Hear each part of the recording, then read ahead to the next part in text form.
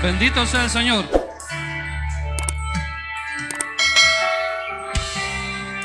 Dios es bueno.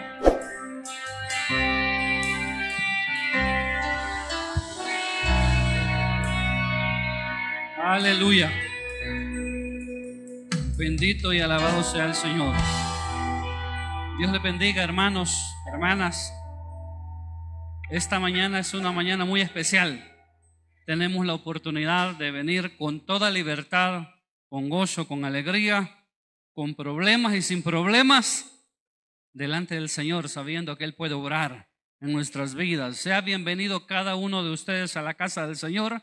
Amigos, hermanos que hoy están con nosotros, personas de otras congregaciones, las personas que siguen también la transmisión. Doy la bienvenida también, por ahí está un familiar, ¿verdad? Ahí está Moisés Castellanos, está su esposa, están sus hijos.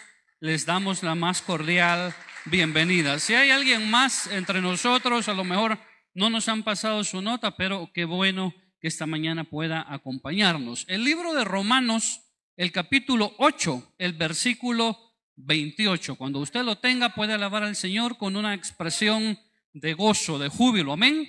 Esta mañana meditamos bajo el tema Dios tiene el control. ¿Sí creen que Dios tiene el control de todas las cosas?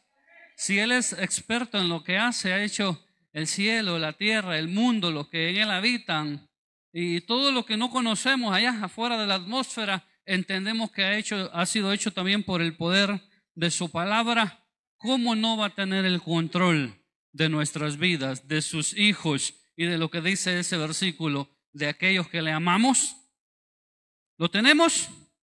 Leemos la palabra en el nombre del Padre, del Hijo y de su Espíritu Santo, y dice así: y sabemos que a los que aman a Dios, todas las cosas les ayudan a bien. Esto es, a los que conforme a su propósito son llamados. Pueden tomar sus asientos. Que el Señor nos bendiga abundantemente en su palabra. Según dicen los biblistas, pues esta carta la escribió el apóstol Pablo mientras él estaba en Corinto. Tenía la intención de pasar por las comunidades de Roma cuando iba en su viaje para España.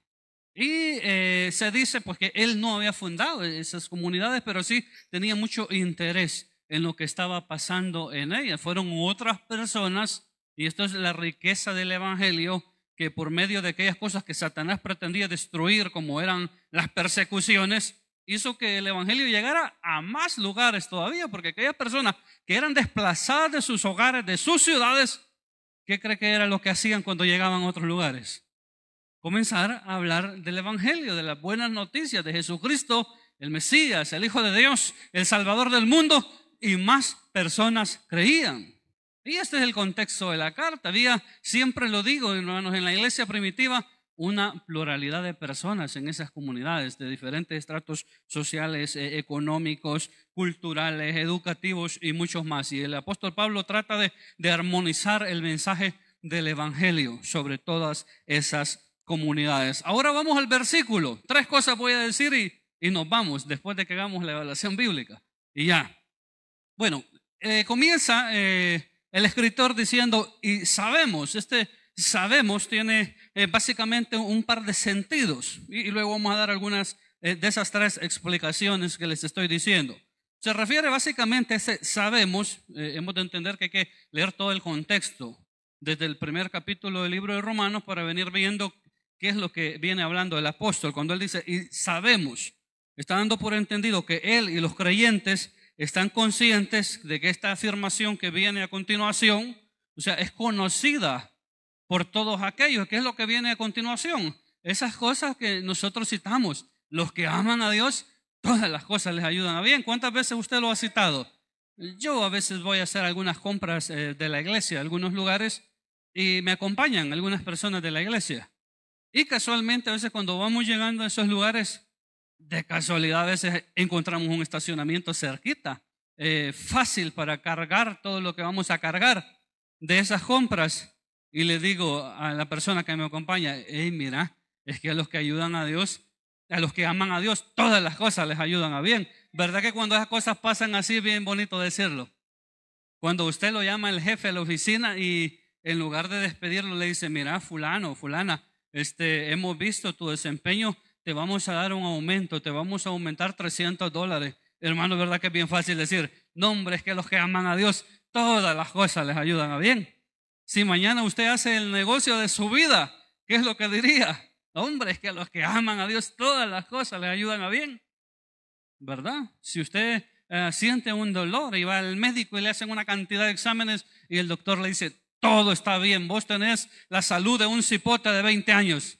¿Qué es lo que uno dice? No, dice, es que a los que aman a Dios, todas las cosas les ayudan a bien. Aunque el contexto, como yo les decía en el último sermón, era un contexto de persecución, de violencia a las que los primeros creyentes o la iglesia primitiva estaba expuesto, y el contexto en el que el apóstol lo está diciendo es, sabemos que estas cosas son reales en nuestras vidas, pero no solamente que Dios está en control cuando nos pasan cosas bonitas y cosas buenas, también Dios está en control cuando esas cosas pasan, pero Dios tiene el control cuando atravesamos pruebas, dolor y aflicciones, y podemos decir que a los que le amamos a Él, todos estos procesos nos ayudan para nuestro bien. ¿Verdad que ahí la cosa está un poco más complicada? Y podemos citar la segunda carta del libro de Corintios, el capítulo 11, desde el versículo 22, usted léaselo en su casa, hasta el versículo 33, y ahí el apóstol Pablo enumera una cantidad de situaciones por las que él ha atravesado, pero todo esto ha redundado al final en el beneficio de que la palabra del Señor pueda seguir siendo predicada. Ahora, lo que a él le ha pasado, hermana, es una serie de dificultades, de problemas, de persecuciones, de golpes, de azotes, de peligros, de muerte, de naufragios. Pero él dice en los versículos en el libro de Romanos, a los que amamos a Dios, todas las cosas nos ayudan para bien, porque Dios hace que todas estas situaciones se vayan transformando para el beneficio de la persona que ama a Dios. ¿Verdad que está mero complicada la cosa? Y ahí está, ¿verdad? Los que amamos a Dios, pues somos conocidos por Él, porque Él nos amó primero. La Escritura dice, nosotros le amamos a Él porque Él nos amó primero. Lo nuestro, y era una invitación, el último sermón que yo prediqué, era una invitación a que ese amor del que habla el libro de Corintios, el capítulo 13, primera carta a los Corintios, podamos desarrollarlo nosotros como una respuesta al amor que nosotros hemos recibido de parte de Dios. Todas las cosas ayudan a bien, Dios está en control, Él hace que no solo las cosas buenas de esta vida, sino también las adversas obren en beneficio de aquellos que le aman a Él. Y dice, los que conforme a su propósito han sido llamados. ¿Y cuáles son esos propósitos, esos designios de Dios? Es fácil verlo, San Juan 3:16, porque de tal manera, o sea, fue tan grande el amor de Dios para la humanidad que dio a su único Hijo, para que todo aquel que en Él cree no se pierda, sino que tenga vida eterna. Y esos son los designios de Dios, salvar a la humanidad. La Escritura dice que Él no quiere la muerte del que muere, que los pensamientos de Él para el ser humano no son de mal, sino que son de bien, para darles un final y darles una esperanza. Pero ¿cómo obran todas estas situaciones para bien? Es para los que aman al Señor. ¿Usted ama al Señor? ¿O está está en ese proceso? Entonces todos los procesos, las situaciones que podamos atravesar van a obrar para nuestro bien. Y aquí vamos con las tres cosas que yo les decía. Lo que no obra para bien, porque no es el propósito de Dios, porque de repente aplicamos estas palabras, hermano, a todas las situaciones, y no necesariamente aplica para todas las situaciones de la vida. Las alianzas. ¿Cuáles tipos de alianzas? Bueno, hablemos un poquito acerca de los noviazgos. Mire, ¿qué es lo que los padres cristianos le dicen a los hipotes o a las hipotas? Bueno, primero uno quisiera, los que ya tenemos hijas, ¿verdad? O hijos, que el Señor venga mejor ya, ¿verdad? Y le decía yo ahora un día cuando estábamos sentados allá atrás, no, pues hay que hacer algunas cosas con los hijos ahorita, porque en unos años va a ser una etapa diferente, le digo yo. Y un día y a saber cómo le vamos a hacer. ¿Me entiende? Entonces, Y es complicado, pero uno al final dice, hay que orar por estos muchachos, hay que orar por esta muchacha, que se fije en un joven cristiano, que se fije en una jovencita cristiana, porque en teoría los jóvenes cristianos, hombres y mujeres, son hombres de respeto, de valor y son buenas personas. Hoy no han venido, pero en la tarde van a venir. En la tarde, como tenemos culto aquí, tenemos la actividad de Vida Sin Límite, el de jóvenes y el de la tarde, están dispersos todas esas buenas personas ahí. Hoy vinieron unos pocos. Entonces uno está preocupado por esas cosas, pero a veces nuestros jóvenes comienzan a hacer alianzas y se dejan ir solo por lo que ven sus ojos, pues. Y lo que está en sus ojos, no, es que él es bonito, es que ella es bonita, es que es una gran cosa, es que exactamente solo te presentan la parte bonita que necesitan que tú conozcas. Y de repente uno va estableciendo alianzas que no terminan de la mejor manera. Si tú estás haciendo la luchita, de repente tú estás aquí y tu novio o tu novia allá están en las fiestas patronales, un poquito bolito, bailando a saber con qué persona. Mientras tú estás aquí, entonces ese tipo de alianza a veces no te ayudan, no te benefician. Y luego, si tú vas más allá y vas con esas alianzas hacia el matrimonio, puede que las cosas no resulten de la mejor manera. Entonces, a veces establecemos alianzas y uno puede decir, no, es que los que aman a Dios, pues sí, ya cuando uno está metido en el proceso, ¿no? Ya cuando uno está bien metido ahí, dice, no, es que los que aman a Dios todas las cosas le ayudan bien. Es que eso no era la voluntad de Dios. Es que te lo dijo tu papá, te lo dijo tu mamá, te lo dijeron tus hermanos, te lo viste a través de un sermón por la televisión, lo viste por la radio, pero tú estabas empeñado, señorita, caballero, en seguir con esas alianzas. Entonces al final esas cosas no eran la voluntad de Dios y Dios no está en medio de esos procesos. Son cosas que tú te echaste al hombro y que ahora tienes que lidiar con ellas, ¿no? Sí, y a lo mejor Dios tenga misericordia y te ayude, pero esas cosas no obran para el bien porque no estaban dentro de los propósitos de Dios. Lo que tú necesitas ahorita quizás es enfocarte en tus estudios, enfocarte en lo que va a ser de tu vida. Tenemos unas generaciones que a veces van muy acelerados. El pastor general les ha comentado en alguna ocasión, tuvo unos hipotes ahí de 13, 14 años que le estaban diciendo que ya se querían casar porque se amaban. Y uno que ya está algo viejo, ya dice, esas cosas son tremendas, dan miedo escuchar esas cosas. Lo que necesitas es enfocarte en tus estudios, que tu padre y tu madre estén más cerca de ti y te orienten, y que también tú te apliques un poco a esos consejos que recibes de tus padres y de la gente que te quiere. Y también uno tiene alianzas muchas veces que no son buenas. Yo no digo que tener amigos y amigas inconversas sea malo, no, es bueno porque tú tienes la oportunidad de compartir el mensaje del evangelio con ellos. Es bueno porque tú tienes la oportunidad de ser luz para ellos. Es bueno porque tú tienes la oportunidad de ser ejemplo para ellos. Si lo ves desde ese punto de vista, pero es malo cuando esas amistades crean una gran influencia negativa sobre tu vida y tú cada vez que estás con ellos te sientes atraído a hacer o realizar las mismas conductas, a replicar el estilo de vida como ellos viven, sin Dios, alejados de Dios, sin respetar a Dios. Y ahí es donde esas alianzas se vuelven peligrosas. Ahí es donde yo diría, tienes que tomar cierta distancia de ellos, ¿verdad? Y no ir con ellos. Otra cosa que no obra para el bien, porque pues no es el propósito de Dios, es cuando hay una mala administración de las cosas que uno tiene y estas cosas le llevan a la quiebra. Claro, de repente cuando Dios te mete en un proceso y los pastores sabemos un poco de esto y muchas otras personas que han sido llamadas, si Dios le place, Dios te quita todo. ¿Y cómo lo hace? A saber, solo Él sabe cómo te quita todo y de repente no tienes nada. Porque tienes que aprender a confiar plenamente en Él. Pero no estoy hablando de esos procesos, sino de cuando tú tienes cierta estabilidad que has alcanzado, que has logrado en la misericordia de Dios, pero como no eres bueno, hermanos, todos los que tienen un negocio, ustedes saben que todo lo que perciben a diario no es ganancia, ¿sí? Tienen esa conciencia. Si usted tiene una venta de cereales y usted hoy vendió $100, usted sabe que eso no es ganancia todo.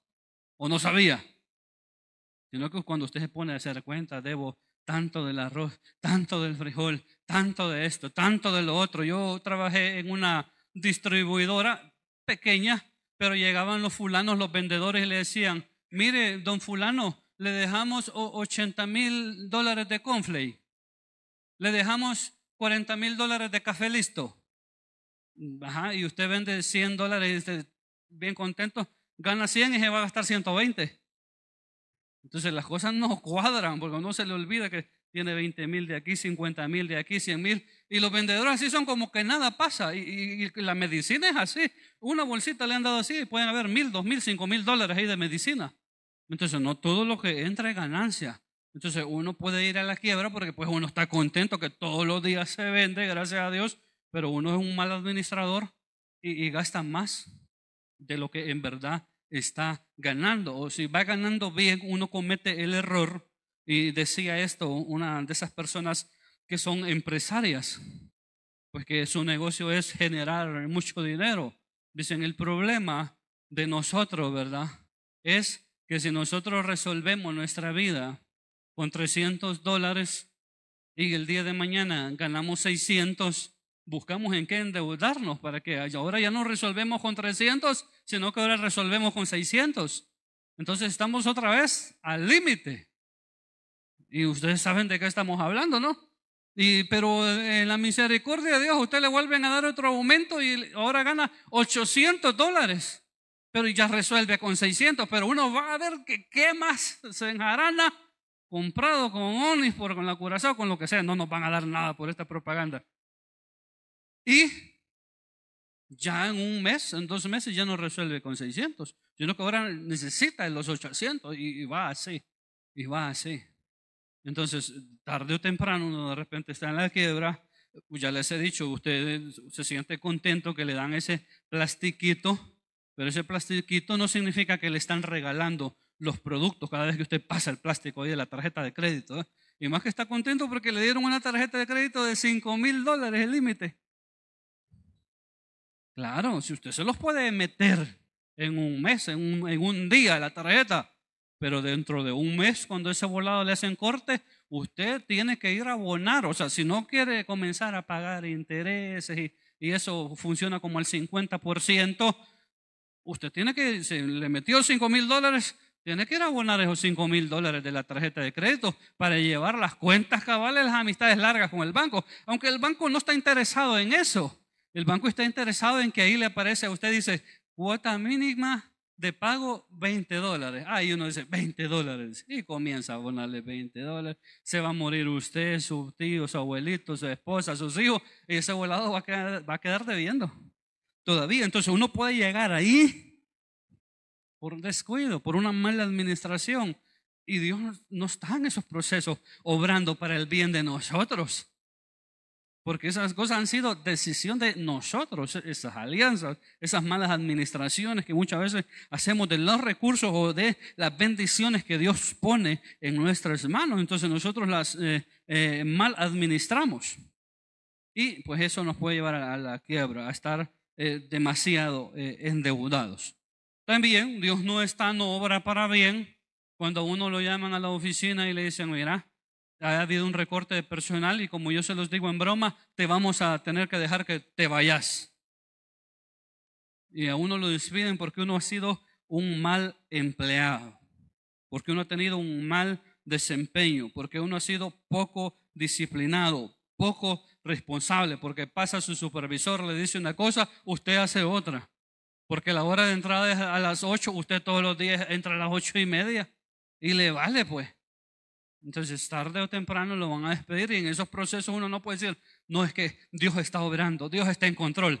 ¿Cómo Dios va a estar en control si no eres responsable, si no eres disciplinado, si no atiendes a las indicaciones que te están dando constantemente? Entonces Dios no está, hermanos, en control de esas cosas. Claro, de repente cuando nos vemos en esos apuros estamos diciéndole al Señor, ayúdame, mira Señor, ¿qué pasa? Si soy tu hijo, dice uno.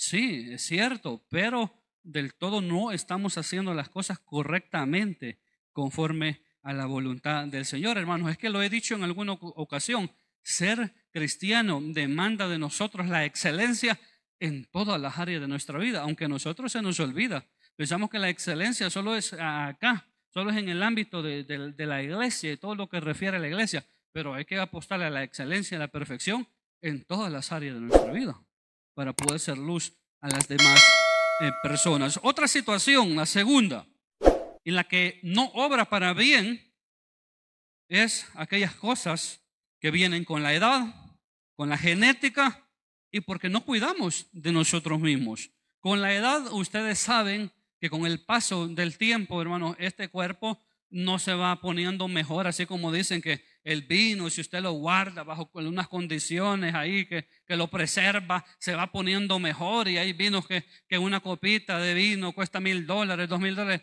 ni sabemos nosotros de eso. Nosotros lo más que llegamos es a la libra de uvas, a $4 o a 5. Pero no nos pasa así, o sea que se va preservando y se va poniendo mejor y tiene un mejor sabor y la gente, los catadores dicen, es que tiene buen cuerpo, a ver qué será si probándolo están. Pero el cuerpo de nosotros con el pasar de la edad es normal que se va desgastando, se va acabando, se va, hermanos, como estamos en esta condición de este cuerpo mortal a causa del pecado. Desde el libro de Génesis es parte de las consecuencias. Miren, no desobedezcan, dijo el Señor, porque el día que ustedes desobedezcan y coman del árbol de la ciencia del bien y del mal, ustedes van a morir. O sea, la muerte va a entrar al ser humano y la destrucción y lo que el pecado hace a la humanidad completa y al planeta entero. Y esas son parte de las consecuencias. O sea, ya somos salvos, hemos sido redimidos, hemos sido justificados por nuestro Señor Jesucristo. Amén. Y esperamos el momento de la redención. Dice la Escritura, en un abrir, en un cerrar de ojos, vamos a ser transformados. Pero mientras eso no suceda, hermanos, este cuerpo se va acabando. De a poco se va terminando. Y cuando vamos avanzando en la edad, uno lo va sintiendo. Miren, yo hasta los 35 años yo me sentía bien nítido. Bien, como que no le pasa nada. Miren, ya a los 35 años, como que es carro viejo, que se le comienza a encender un sensor por aquí, otro por aquí, que hay que pasarle el escáner porque se le apaga un piloto, se le enciende un piloto. Algunos saben de qué estamos hablando. Uno a veces ya no hay qué hacer con los carros, le repara una cosa, se le arruina otra. Pues yo desde los 35 años, hombre, comencé a sentir una diferencia. No, hombre, me pasó algo que nunca me había pasado, que de un ratito a otro fui a parar al hospital.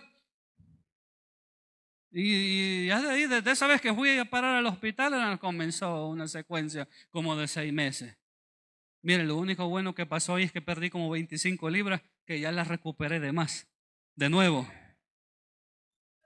Y el cuerpo, fíjese, varios exámenes, y no, si no tenés nada. Varios exámenes, no, si no tenés nada. Pues sí, pero uno se siente mal. Uno le duele por aquí, por allá, no está tan preocupado, angustiado, comienza a estresarse, comienza a sufrir ansiedad. Y como es volado, no se cura con un tratamiento de pastillas, sino que está aquí. Es complicado.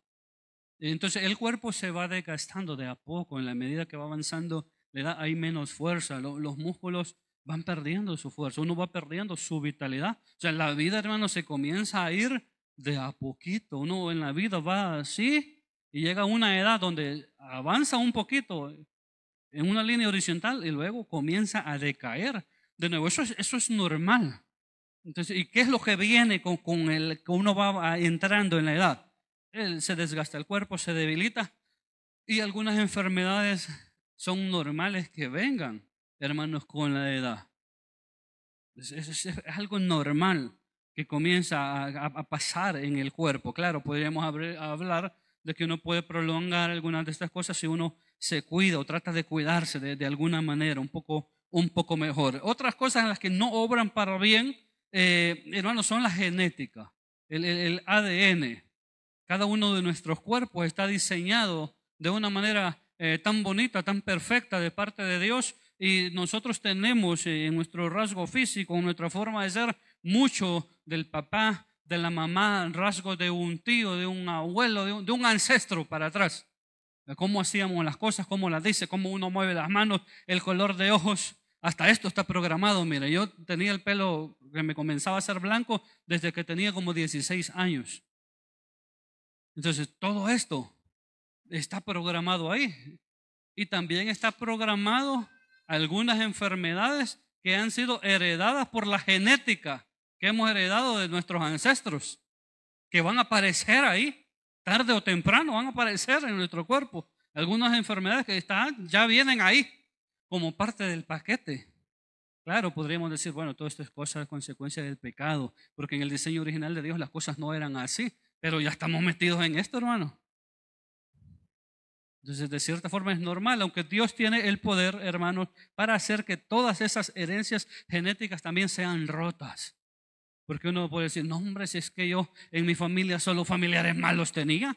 Estaba viendo en una ocasión una película de que un hombre que andaba cortejando a una mujer le fue a enseñar en un libro bien raro que había en un museo y le enseñó el nombre de un familiar. Y era conocido como el carnicero. Y este hombre pensaba que era carnicero de oficio. Y cuando la muchacha comenzó a ver ahí a su ancestro, el nombre de su familiar de hace 300, 400 años atrás, se puso a llorar y el hombre estaba contento. Dijo, yo impacté a esta mujer. Estaba llorando porque recordar a ese familiar era una vergüenza para la familia, porque le decían el carnicero porque era una persona violenta. Y uno puede decir, no, hombre, yo de esos genes tengo, por eso soy pleitista, buchinchero. Pero el Señor puede cambiar todas esas cosas. No necesariamente porque tu tío, tu abuelito era malo, tú lo vas a hacer. En Cristo todas las cosas son hechas nuevas. Y también puede que haya una genética ahí, algo en tu sangre, pero también Dios puede cambiar esta cosa. Pero no, esas no obran para bien porque están ahí en ese diseño. Y otras que a veces uno quiere explicarle que obran para el bien, pero hermanos, hay enfermedades que vienen como producto de que uno no tiene cuidado con la salud. Que uno, hermanos, al cuerpo, uno le da solamente para adelante y no piensa que algo le puede suceder. ¿Por qué cree que la gente mayor nos decía antes, cuídate, tené cuidado, de no hagas esos desórdenes en tu salud? Porque esas cosas salen cuando sos mayor. Pues no, usted ha experimentado ya los que estamos llegando a toda esta edad, todas las dolamas que le comienza a doler por aquí, por allá, que le comienza a salir una lesión que tiene en la pierna, en la columna, en un brazo. Son todas esas cosas, todos esos desarreglos que muchas veces uno hace cuando es más joven, que no tiene conciencia de que estas cosas le van a pasar factura cuando uno esté más grande. ¿Qué decir, hermanos? Tenemos una sociedad, hermanos, sedentaria y nosotros somos parte de esa sociedad sedentaria. Desde que estamos en la casa, mire, qué bonito el que inventó el control remoto, porque antes uno se paraba, ¿verdad? Y le iba a dar vuelta a la perilla. La nueva escuela no sabe de eso.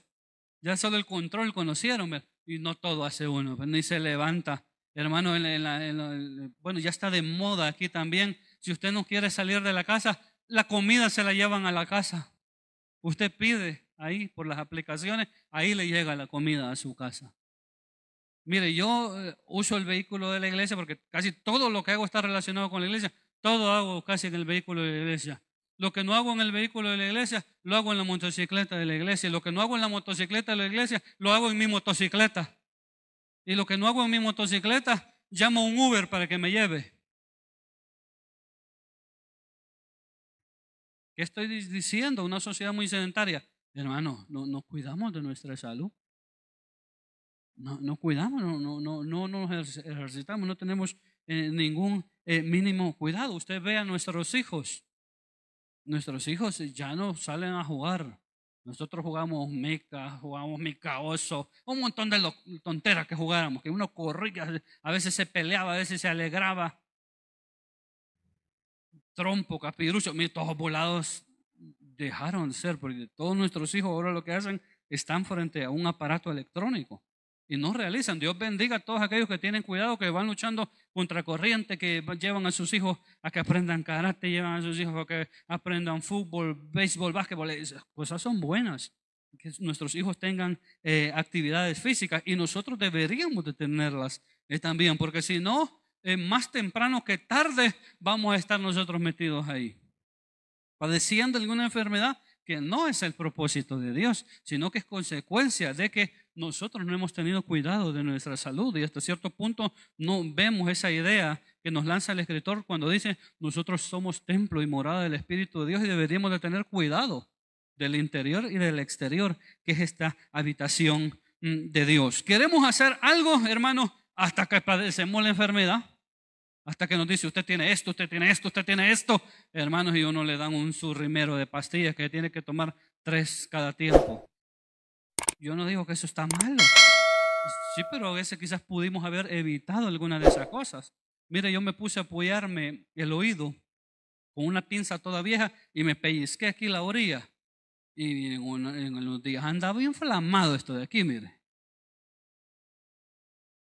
Por eso les digo, andaba un rimero de pastillas. Entonces uno se provoca algunas cosas. Entonces hasta que uno le dice, mira, tenés esto, tenés lo otro. Mira, vos te tenemos que hacer ya, porque si no te morís una operación de corazón abierto. Entonces uno se quiere ir a inscribir al gimnasio. Entonces uno quiere levantarse una hora antes, hora y media antes y salir a caminar y a sudar un poco. Ya no es tiempo, ya no es momento.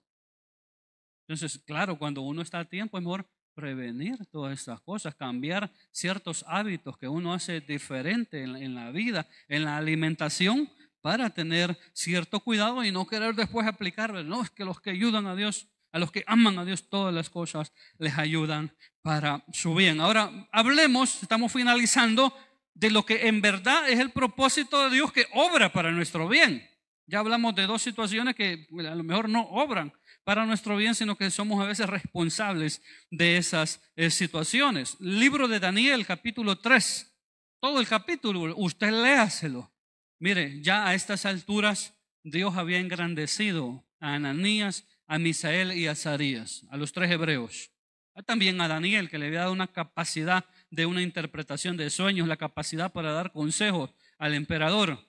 Y estos tres jóvenes dice que fueron hallados, la escritura, 10 veces más inteligentes que todos los sabios y los astrólogos de Babilonia. Y por eso a Dios le plació y Nabucodonosor los puso en las provincias, administrando las provincias en Babilonia. Pero alguien aconsejó a Nabucodonosor y le dijo, mira, vos sos como un Dios, vos sos rey de reyes, sos señor de señores, hace una estatua muy grande. Y cada vez que los músicos toquen esa melodía, toda la gente tiene que adorar la imagen que tú has hecho. Claro, pues cuando a uno le alimentan el ego, hermano, ¿cómo que no?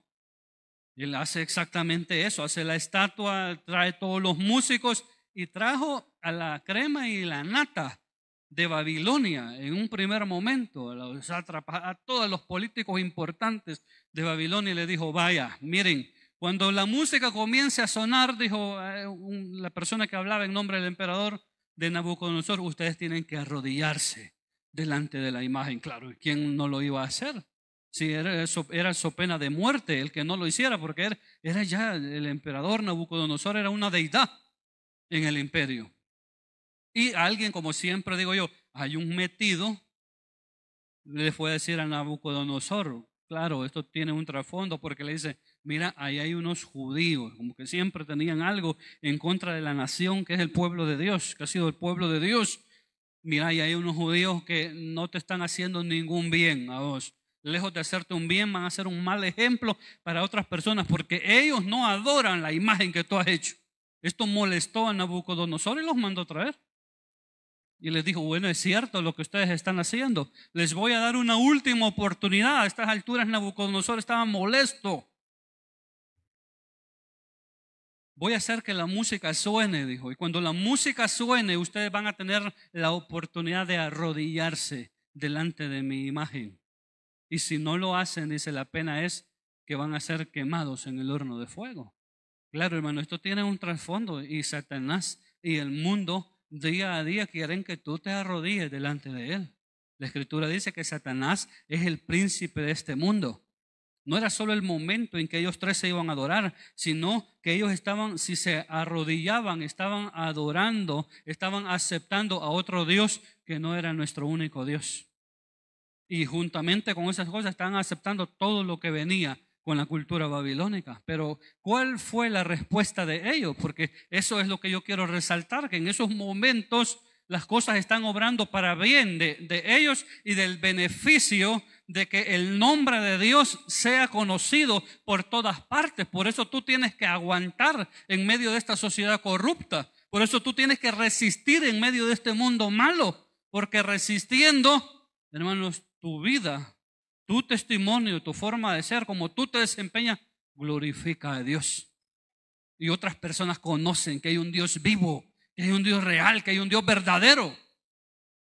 Y ellos dicen, mira, no es necesario que hablemos más de este asunto.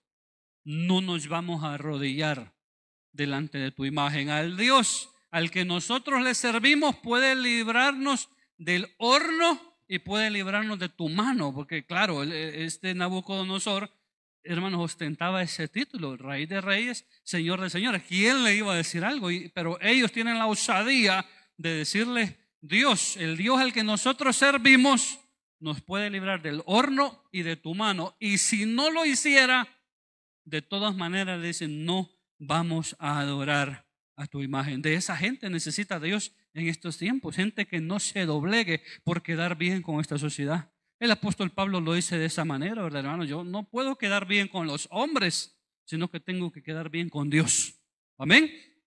Y nosotros conocemos la historia, conocemos qué es lo que sucedió. Se molestó tanto Nabucodonosor que mandó calentar 7 veces más el horno. Y que esos muchachos, esos jóvenes fueran atados de pies y de manos fuertemente y lanzados al horno de fuego. Y pensaba, cuando uno lee este relato, mire, había diseñado el horno de tal manera que él estaba como en primera fila viendo en alguna posición, de acuerdo a cómo había sido hecho el horno, en que él podía ver a la gente cuando era lanzada y cómo esa gente gritaba, se lamentaba ahí y moría quemada. Pero él está viendo ahí y comienza a preguntar, bueno, ¿y que no eran 3 los que lanzaron? Sí, señor, usted tiene razón, le dijeron, pero yo veo 4, dijo, y el cuarto es semejante al Hijo de Dios. Y cuando pasa un momento y ve que no se queman, los manda a llamar, sálganse porque ya se aburrió de ver que no se queman y que están dando vueltas en el horno. Le dice, Sadrach, Mesach, Abednego, mire, ya no tiene esa arrogancia del principio, donde él les dice, les voy a dar una última oportunidad para que adoren a mi imagen, sino que le dice, Sadrach, Mesach, Abednego, siervos del Dios Altísimo, su Dios los ha librado, salgan, hermanos. Y eso engrandeció el nombre de Dios. Ahí es donde las cosas están obrando para el bien de aquellos que aman al Señor. El Señor puede guardarte, hermano, tu vida, tu integridad física, tu familia, tus finanzas, tus recursos. El Señor puede hacerlo, aunque Satanás trate de destruirte. Pero es necesario que tú resistas en los momentos más difíciles. Y es precisamente lo que hicieron estos 3 hombres. Al final, por eso les digo, es una manera de que Dios sea conocido en todas partes. Dice, Él hace una ley que es muy importante. Claro, el emperador la está haciendo. Y dice que todos los pueblos adoren al Dios de Sadrach, Mesach y Abednego. Y el que hable mal del Dios Altísimo sea descuartizado, dice, y su casa sea convertida en muladar. Entonces vale la pena resistir, vale la pena aguantar. Y ahí en esos procesos es cuando todo obra en favor de aquellos que aman al Señor. Claro, de por medio está, miren, adoren la imagen o los matamos. ¿Verdad que no es fácil? No sé, ¿cuál hubiera sido nuestra reacción? No sé, quizás diferente. El ejemplo de Job. Jehová le dio todo y Jehová le quitó todo. ¿Podríamos tenerlo todo o tener lo necesario, hermanos, y el día de mañana no tenerlo? Ahora, vuelvo y repito, si esto es conforme a los propósitos de Dios, entonces el Señor va a actuar. O sea, puedes perder tu trabajo, pero si lo pierdes, que sea porque tú eres una persona responsable, porque tú eres una persona disciplinada, porque tú eres una persona honesta, porque tú eres una persona que se da a respetar. ¿Verdad que pareciera sin sentido? Pero en cierta ocasión despidieron a un hombre porque era demasiado honesto, porque su jefe le estaba pidiendo que como él tenía acceso a algunas cosas, hiciera truco, hiciera trampa en algunas cosas de la empresa. Y el empleado le dijo, mire patrón, no puedo hacer estas cosas porque yo soy cristiano y no puedo ayudarle a hacer esta clase de fraude. ¿Y qué cree que le pasó? Pues lo despidieron. Si te despiden, que sea por eso. Y si te despiden por eso, Dios en su momento te va a exaltar. Dios en su momento te va a dar un trabajo mejor, donde vas a poder desenvolverte y no vas a estar expuesto a esas presiones de gente que no conoce a Dios. Entonces de repente llegó otro empresario y le dice, mira, yo estoy comenzando un negocio y necesito en este cargo importante a una persona que sea de mucha confianza, le dijo. Yo conozco uno, le dijo el patrón. Yo conozco a uno, está por aquí, presentámelo. No, le digo, si lo despedí. Y le dice el otro empresario, ¿por qué me está recomendando a alguien que has despedido? Porque todos tenemos la conciencia que si alguien lo despide es por algo malo que pasó, que hizo. Y le dice, no, es que lo despedí porque es demasiado honesto, porque es demasiado justo, porque es demasiado cabal y a mí no me sirve. Pero el otro sí le servía. ¿Me entiende? Entonces ahí es donde Dios está obrando para el bien de los que le aman. Me parece que es la primera, segunda carta de Pedro, olvidé esa cita, dice, todo lo que padecemos, no nos asustemos, dice, de ese fuego de prueba que estamos atravesando como que si fuera algo extraño. Ya el Señor dijo, hermanos, en el mundo van a tener aflicciones, preocupaciones, confíen en mí, yo he vencido al mundo. Sepan que todos estos padecimientos van atravesando todos los cristianos y los creyentes alrededor del mundo. Pero si sufrimos en esta manera, hermanos, nos vamos a gozar, dice, mucho más cuando seamos glorificados. Entonces, lo podemos tener todo y de repente perderlo todo. Cuando dentro de los planes de Dios también está ahí y Él permite que tu salud sea tocada y permite que atravieses un tiempo de enfermedad, pues no va a ser fácil.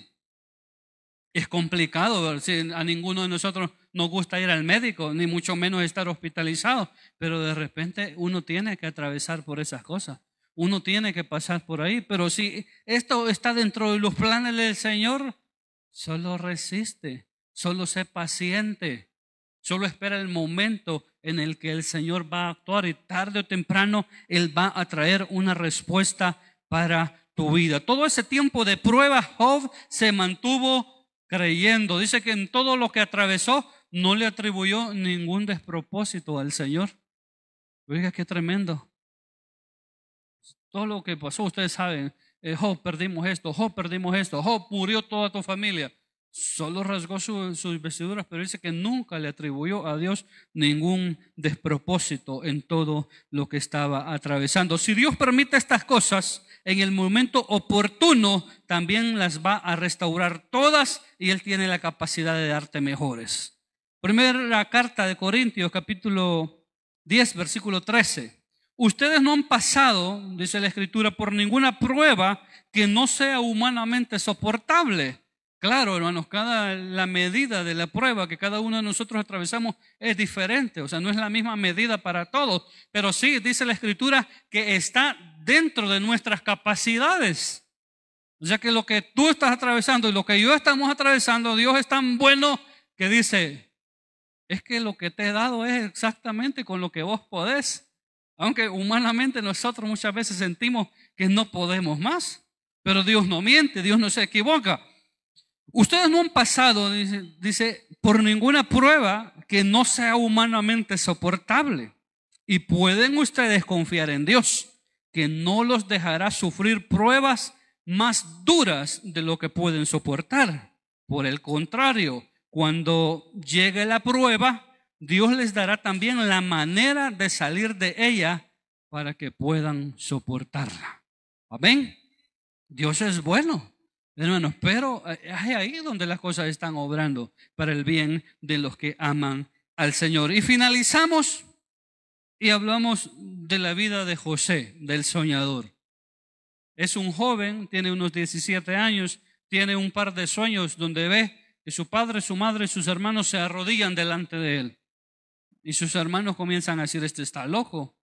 ¿Cómo este va a señorear sobre nosotros? Y en la mentalidad de la época, el que iba a tener más poder era el hermano mayor, era el que iba a heredar todas las cosas en el contexto de la época. Y el menor está diciendo que él ha tenido un sueño donde ve que él es más poderoso que todos. Claro, esto despertó la envidia, los celos de sus hermanos. Y también porque dice la Escritura que él le informaba a su padre de la mala fama de sus hermanos, o sea, les ponía el dedo y por eso no les caía muy bien. Hasta que llega un momento en que lo mandan a buscar a sus hermanos, a José, Y ellos dicen, ahí viene el soñador, matémoslo para que deje de soñar. Uno de ellos trata de preservarle la vida y le dice, no lo matemos porque es nuestra sangre, es nuestro hermano. Metámoslo en esta cisterna con el propósito de que cuando los demás se descuidaran, mandarlo de nuevo para donde su padre Jacob. Lo metieron en la cisterna, estaba vacía, y cuando pasaron los madianitas y los ismaelitas, se lo vendieron por unas monedas, ¿verdad? Por un poquito de dinero lo vendieron. Y va a parar como esclavo. Es comprado por Potifar, si yo no estoy equivocado, y va a parar ahí. Mire, ya las cosas pues ya comienzan a pintar mal, ¿verdad? A veces uno puede decir, bueno, ¿y uno qué se saca de ser cristiano? Es que, hermano, si estás dentro de los parámetros de Dios, si amas a Dios, si lo estás respetando, si estás respetando su palabra, lo que venga, Dios está en control de todas esas situaciones. Todo lo que venga, si tú estás dentro de la perfecta voluntad de Dios, respetando sus parámetros, Dios está en control de todas esas situaciones. Dios tiene cuidado, aún en los momentos más difíciles de nuestra vida, Dios está en control. Y como no vamos a decir de los más fáciles, como decíamos desde el principio de este sermón, ya la cosa está complicada, tiene el celo, la envidia de sus hermanos, unos quieren matarlo, otros deciden mejor venderlo, y ahora es un esclavo.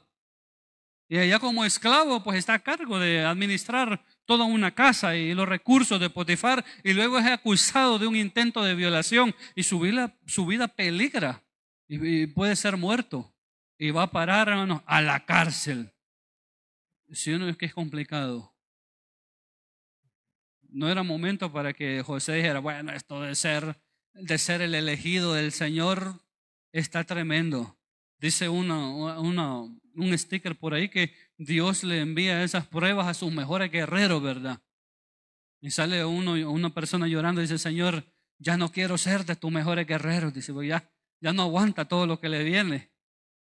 Ya no quiero más fuerzas. Dice, ya no quiero que se aumente mi fe. Porque parece que a veces uno ya no aguanta, ya no resiste. Y José está en todo ese proceso. Ahora está intento de asesinato, acusado de intento de violación, está preso injustamente, hermano, la cosa está complicada. Y ni sabe, pues, porque ahí no se habla, ni sabe si ese va a ser el final de su vida en la cárcel. Interpreta unos sueños de un señor que dice que es copero y de otro señor que dice que es panadero y que sirven al rey de Egipto. Y él le dice, si tienes la oportunidad algún día, acuérdate de mí, si tú puedes interceder allá a alguien que me pueda ayudar, porque yo injustamente estoy en este lugar. Y al copero, ¿verdad? Parece que se le olvidó. Pero como todas las cosas, Dios va haciendo que todas las cosas, los que lo aman a Él, todas las cosas ayuden para bien, Él va cambiando todas esas situaciones. Él va cambiando, y todas aquellas cosas que tú piensas que van a terminar mal, Dios hace que terminen bien. A veces cuando tú piensas que es el final, solo es el inicio de cosas buenas que Dios quiere darte, que Dios quiere hacer en tu vida. Ahora, para poder verlas y ser partícipe de estas cosas, pues hay que aguantar, hay que resistir, hay que ser pacientes, hay que hacer uso de la fe. Está ahí, y ustedes saben, Faraón tuvo unos sueños que nadie podía interpretar. Y el copero dice, hoy recuerdo mis culpas, hoy recuerdo mis faltas. Hay un hombre, dice, allá en la cárcel que tiene el don de interpretar sueños. Y ustedes conocen, lo mandan a sacar a este hombre de prisa, lo mandan a afeitar, le ponen ropa nueva y lo presentan delante de Faraón. Y él le dice, he escuchado que tú sabes interpretar los sueños. Y él dice, no está en mí, sino que es Dios el que va a dar una respuesta. Interpreta los sueños de las vacas flacas, de las vacas gordas, que son esos 7 años de abundancia, de escasez. Y termina recomendando, mire, dice, ponga a alguien que tenga sabiduría, que tenga la capacidad de administrar, para que haga todas estas cosas posibles y tener la mayor provisión para cuando vengan esos 7 años de escasez. Y dijo, ¿quién mejor que tú? Dice Faraón. Mi hermano, y llega a ser el segundo en Egipto. Y le da su anillo, le dice, solo soy mayor que tú, dice, en el trono, pero por tu palabra se va a dirigir todo aquí en Egipto. Y ustedes conocen la historia, comenzó a quintar la tierra, comenzó a administrarla hasta que compró la tierra, compró los animales y compró toda la gente y compró todo. Y unos 22 años después, hermanos, aparecieron algunos de sus hermanos delante del Señor de toda la tierra de Egipto y llegaron a postrarse delante de él. Pero ¿cuánto tiempo había pasado de esto? Habían pasado unos 20 o 22 años en que Dios le había hablado: mira, yo voy a hacer algo contigo. Él no entendía qué es lo que significaba, porque para él quizás era algo sin sentido. ¿Por qué se van a rodear un día mis hermanos delante de mí? ¿Con qué propósito? O sea, ¿qué significa esto? Ahora han tenido que pasar un proceso de 20, 22 años para que él entienda qué es lo que esto significaba y estar preparado para poder responder de la mejor manera cuando esto sucediera. O sea, todas esas 2 décadas han sido la escuela para que José esté preparado, porque todo está obrando en los planes de Dios para bien, para aquellos que lo aman. Hermanos, y nosotros no queremos esperar ni un día.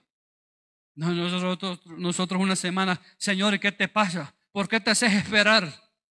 Y a veces amenazamos al Señor, ¿verdad? Señor, si en 3 meses no me da una respuesta, me voy. Ahí va a andar de iglesia en iglesia, hermano. Ahí va a andar, porque estas cosas son en el tiempo de Dios, son en el momento de Dios. Y yo siempre le digo a los líderes de las reuniones familiares: el tiempo a Dios no le afecta como nos afecta a nosotros.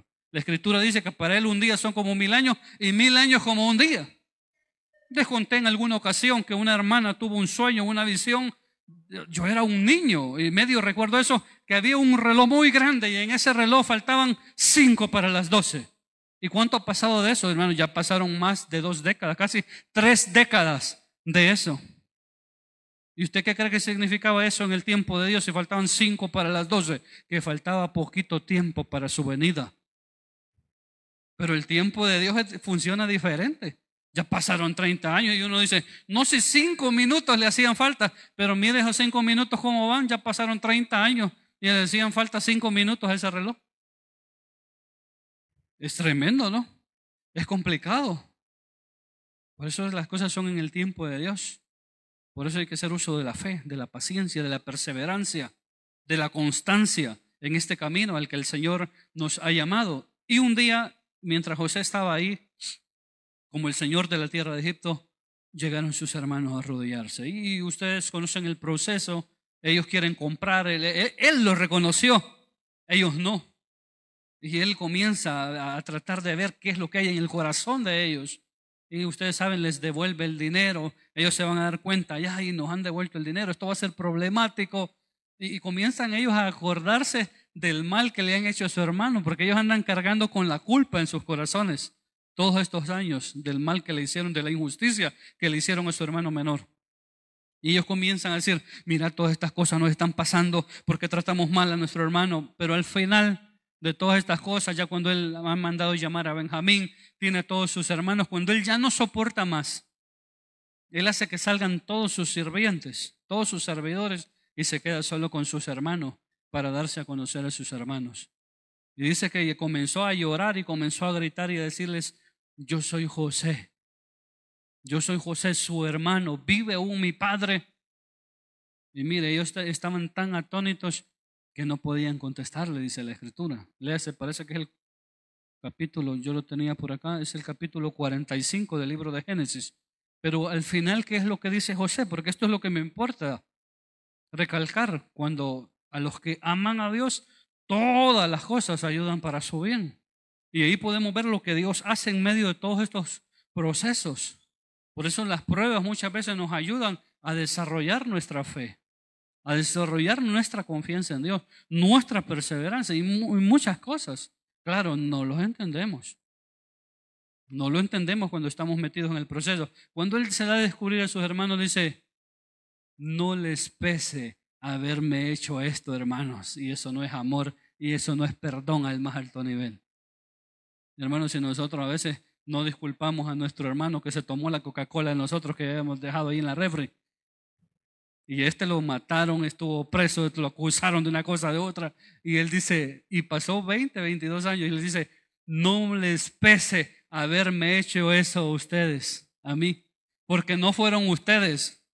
Yo siempre lo parafraseo y le dice, aunque ustedes fueron un instrumento de Satanás para mal, porque me trataron de matar, porque me vendieron como esclavo, pero Dios hizo que todo este mal se transformara en bien, y José él tiene esa conciencia, esa madurez, esa escuela de todo ese proceso. Dice, no fueron ustedes. Oiga, todo esto lo hizo el Señor para preservación de vida. Porque en los propósitos de Dios estaba la promesa dada mucho tiempo atrás a Abraham: voy a hacer de ti una nación grande, una nación poderosa, y les voy a dar toda la tierra de Canaán, la tierra prometida. Dios estaba actuando en función de todos esos propósitos que tenía para su pueblo, y ahora lo estaba haciendo a través de este hombre que había pasado una escuela de 20 años de pruebas y de tribulación. Ahora él tiene la capacidad, el aprendizaje. Dice, no fueron ustedes, estas cosas las hizo el Señor porque Él quería preservar la vida de unos pocos, de su padre, de sus hermanos, de 70, 76 personas que iban a entrar a la tierra de Gosén y que más tarde iban a ser esa nación escogida, el pueblo del Señor. Que el Señor me les bendiga, hermanos. Agradecemos al Señor por su palabra. Y si tú amas a Dios, ¿usted lo ama? Amén. Si no, pues tenemos que luchar por desarrollar ese amor por el Señor, por su obra, por su palabra en nuestras vidas.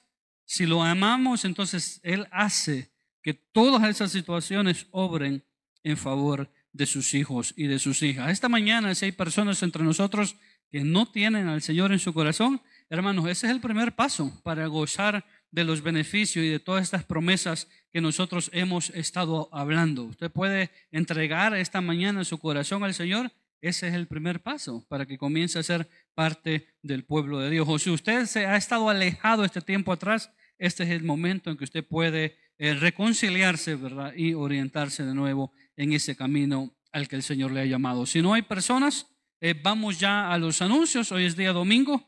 Cada domingo recogemos una ofrenda.